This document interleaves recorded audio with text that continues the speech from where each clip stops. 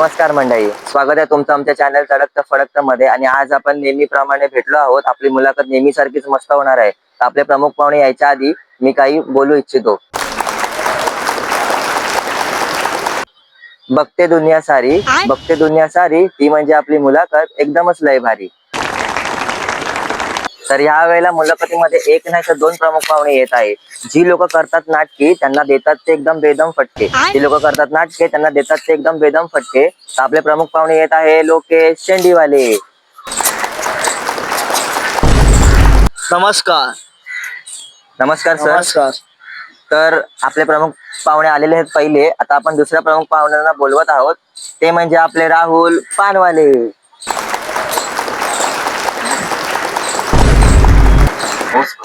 नमस्कार सर. तर कसं वाटतंय तुम्हाला आता इथे येऊन? एक नंबर. चांगलं वाटतंय, पण हातला पान सोडून आलो त्याचं दुःख आहे. ठीक आहे, आपली मुलाखत एकदम रंगतदार होईल.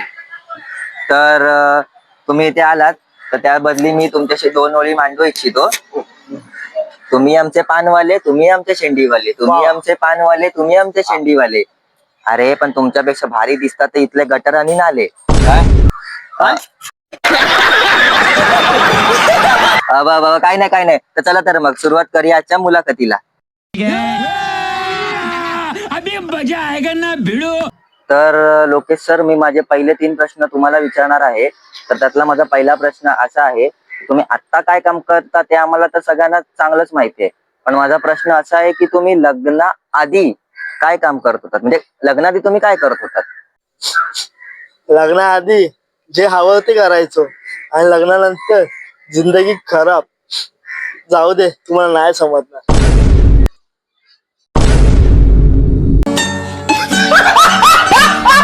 तर माझा शेवटचा प्रश्न लोकेश तुमच्यासाठी असा आहे की समजा तुम्ही कधी घरात एकटे असाल आणि तुम्हाला नेमकं बाहेर जायचं असेल आणि नेमकं घराचं कुलूप तुम्हाला सापडत नसेल, तर तुम्ही अशा वेळी बाहेर कसे जाल? सरळ दाळावरती आहे ना कोविड-19 ची पाठी लावून झाला. मग काय कोणी हिंमत न करणार दाळावरती यायची. कितने तेजस्वी लोग हैं हमारे पास, कितने शानदार विचार रखते हैं. तर राहुल, मी आता तुमच्याकडे येतो. तुम्हाला मी आता 3 प्रश्न विचारतो. त्यातला पहिला प्रश्न असा आहे की लग्न आणि साखरपुडा ह्याच्यामध्ये काही दिवसांचं अंतर का असतं? दुर्घटनेपासून वाचण्यासाठी संधी मिळावी म्हणून. तर माझा दुसरा प्रश्न राहुल तुमच्यासाठी असा आहे की तुम्ही कधी कोणाची शिकार केली आहे का, कुठल्या प्राण्याची? शिकार माझ्या डाव्या हाताचा खेळ आहे. कोणत्या डाव्या हाताचा? एकदा मी वाघाची शिकार करायला गेलेलो. काय बोलता, खरंच? मग काय झालं? मग काय, दारातून बाहेर पडलो तर कुत्रा उभा होता. शेवटी बोललो जाऊ दे, वाघाचं नशीब चांगलं होतं. कुत्र्यामुळे वाचलं, नाही तर काय खरं नव्हतं त्याचं.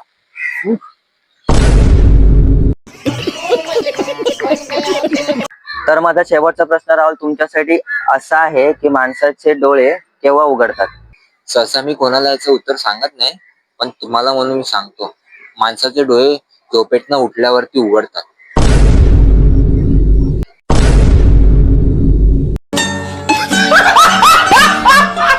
वा. तर ही मुलाखत संपली. हे जाहीर करण्या अगोदर मी 2 ओळी मांडू इच्छितो. अपलोड करू मुलाखतीची तुमची पोस्ट. वा, निघा आता इथून, गेट लॉस्ट. काय फालतू एरिया. हो, पैसे आहेत का? नाही आहेत, निघा. चला. काय माणसं आहेत. छे, पान बिन खिलवा काय चाललंय का या मुलाखतीमध्ये? ह्यावर फक्त मी एकच बोलू इच्छितो, काश केली असते मी ह्यांची मुलाखत रद्द. कारण की ह्यांची मुलाखत घेता घेता मीच झालो असतो बेशुद्ध. व्हिडिओ आवडले असेल तर चॅनलला लाईक, शेअर, सबस्क्राईब करायला विसरू नका आणि बेल बटनला दाबून ठेवा. यांनी तर पान नाही दिलं, तुम्ही तरी द्या याचं वाटणीचं.